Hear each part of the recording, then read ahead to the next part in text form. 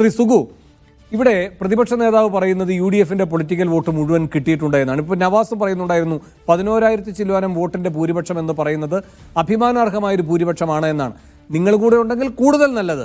ആ പ്രസക്തിയാണ് ഇപ്പോൾ നൽകുന്നത്. അതൊരു ചുവടുമാറ്റമായി നിങ്ങൾക്ക് തോന്നുന്നുണ്ടോ ഇല്ലയോ?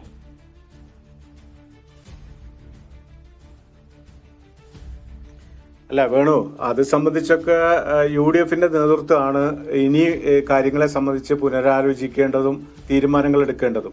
ഞങ്ങളെ സംബന്ധിച്ച് ഞങ്ങൾ ഈ ജനങ്ങളെ മുന്നിൽ അവതരിപ്പിച്ച ഒരു വിഷയം ഈ ഭരണരംഗത്തെ കാര്യക്ഷമതയില്ലായ്മയും അഴിമതിയും സ്വജനപക്ഷപാതവും അത് വലിയ തോതിൽ നിങ്ങൾ ആലോചിച്ച് നോക്കൂ.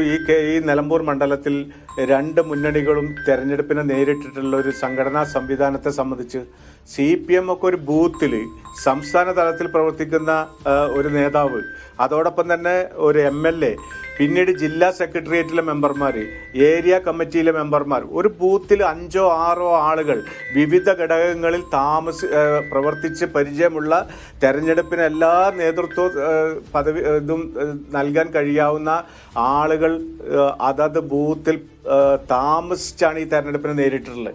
ഒട്ടും മോശമല്ലല്ലോ UDF-ന്റെ സംവിധാനങ്ങളും. ആ UDF-ന്റെ സംവിധാനത്തെയും LDF-ന്റെ സംവിധാനത്തെയും ഒക്കെ മറികടന്ന് ഞങ്ങൾക്കൊരു 20,000 വോട്ട് ലഭിക്കുന്ന സ്ഥിതിയിലേക്ക് ഞങ്ങൾ ജനങ്ങളുടെ മുന്നിൽ വെച്ചിട്ടുള്ള പ്രശ്നം അത് ജനങ്ങൾ സ്വീകരിച്ചിട്ടുണ്ട് എങ്കിൽ ഭാവി രാഷ്ട്രീയത്തിൽ ഞങ്ങളുടെ പങ്ക് ചെറുതായിരിക്കില്ല. ഇവിടെ UDF-ന്റെ പ്രവേശനം അല്ലെങ്കിൽ UDF-ലെ ഭരണവിരുദ്ധ വോട്ടുകൾ ഏകീകരിക്കപ്പെടണം എന്നുള്ള നിലയിലൊക്കെ ചിന്തിക്കുന്നത് സ്വാഭാവികമായും വരാൻ പോകുന്ന രാഷ്ട്രീയത്തെ അടിസ്ഥാനപ്പെടുത്തിയാണ്. പക്ഷേ ഞങ്ങളെ സംബന്ധിച്ച് ഞങ്ങൾക്കിനി PV അൻവർ ഇവിടെ ഉന്നയിച്ച വിഷയം അത് ഈ മലയോര ജനതയുടെ പ്രശ്നമാണ്, കേരളത്തിൽ പീഡനം അനുഭവിക്കുന്ന ജനങ്ങളുടെ പ്രശ്നമാണ്.